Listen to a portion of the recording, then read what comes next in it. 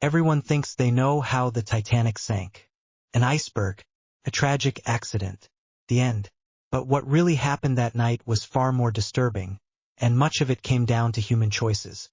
Before the Titanic ever hit the iceberg, it received at least 6 warnings about ice directly in its path. Other ships begged them to slow down.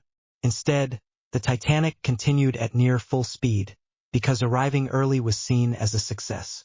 The ship wasn't racing, but it wasn't cautious either. The men assigned to spot icebergs didn't even have binoculars. The key to the locker that held them was accidentally taken off the ship before departure. By the time the iceberg was spotted, it was already too late to turn. When evacuation began, panic and confusion took over. Lifeboats capable of holding over 60 people were launched half empty.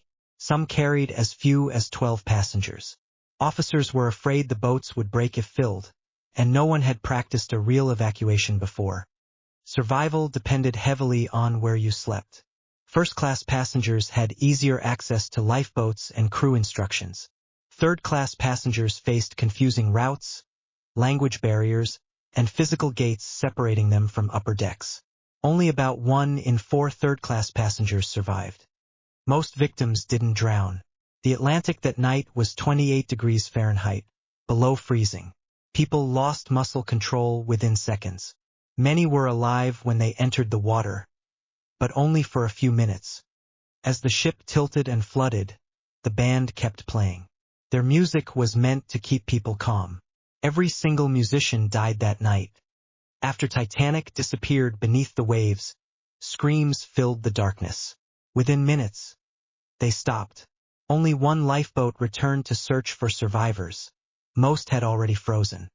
For decades, survivors who claimed the ship broke in half were called liars, until the wreck was discovered in 1985. The Titanic didn't just sink. It was undone by confidence, class, and deadly decisions. Follow for more disturbing true facts.